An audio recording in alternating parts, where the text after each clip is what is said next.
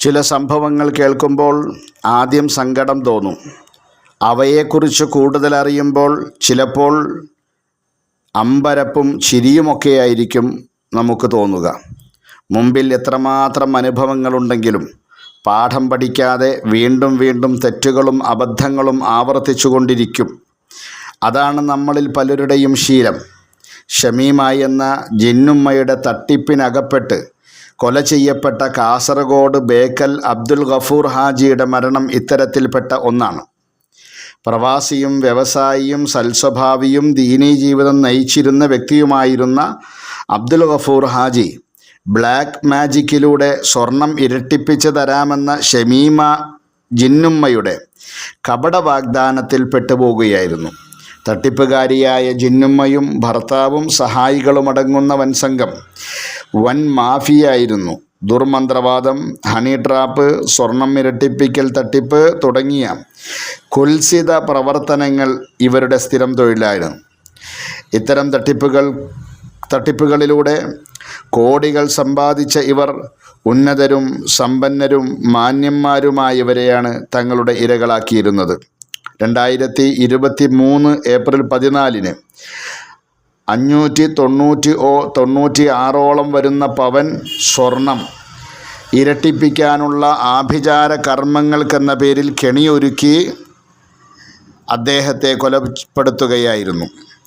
അന്ന് തന്നെ സാധാരണ പോലെ ഖബറടക്കം ചെയ്യപ്പെട്ട അദ്ദേഹത്തിൻ്റെ ജനാസ ഏപ്രിൽ 27 പുറത്തെടുത്ത് പോസ്റ്റ്മോർട്ടം ചെയ്യുകയും തുടർന്നുള്ള അന്വേഷണങ്ങൾക്കൊടുവിൽ 1 വർഷവും 7 മാസവും കഴിഞ്ഞ് പോലീസിൻ്റെ പ്രത്യേക അന്വേഷണ സംഘം ജിന്നുമ്മയും സംഘവും നടത്തിയ കൊലപാതകമായിരുന്നു ഇതെന്ന് കണ്ടെത്തുകയുമായിരുന്നു.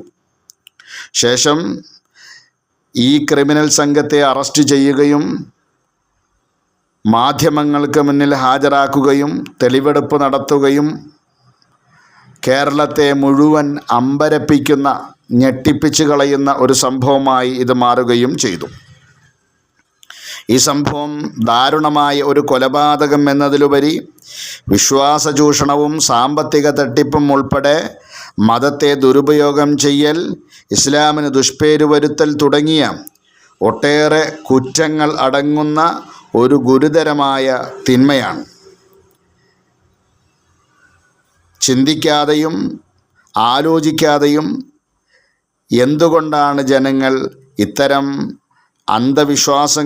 അന്ധവിശ്വാസങ്ങളിലേക്കും അനാചാരങ്ങളിലേക്കും എടുത്തുചാടുന്നത്? മുസ്ലിമായി ജീവിക്കുന്നവർ പോലും എന്തുകൊണ്ട് അള്ളാഹു വിലക്കിയ ഇത്തരം അനാചാരങ്ങൾക്കും ആഭിചാര ക്രിയകൾക്കും പിന്നാലെ നെട്ടോട്ടമോടുന്നു തുടങ്ങിയ ചോദ്യങ്ങൾ സമൂഹത്തിലും ഇസ്ലാമിക സമുദായത്തിലും പ്രത്യേകിച്ച് ഉയർന്നു വരേണ്ടതുണ്ട്. ഇനിയും ഇത്തരത്തിലുള്ള സംഭവങ്ങൾ ആവർത്തിക്കാതിരിക്കാൻ പണ്ഡിത നേതൃത്വവും സമുദായവും ഒരുപോലെ ജാഗ്രത പാലിക്കേണ്ടതുണ്ട്. ഇസ്ലാമിന് തന്നെ അപകീർത്തിയുണ്ടാക്കുന്ന ഇത്തരം പ്രവർത്തനങ്ങൾ, ഇസ്ലാമിക വേഷവിധാനങ്ങൾ ധരിക്കുകയും മുസ്ലിമാണെന്ന് മറ്റുള്ളവരെ തെറ്റിദ്ധരിപ്പിക്കുകയും ചെയ്യുന്ന ഒരു സാഹചര്യം വളരെ ദുഃഖകരവും ഉപേക്ഷിക്കപ്പെടേണ്ടതുമാണ്. ആയതിനാൽ ഈ സംഭവം നമ്മളുടെ എല്ലാവരുടെയും കണ്ണു തുറപ്പിക്കട്ടെ എന്ന് ഞാൻ ആഗ്രഹിക്കുകയാണ്.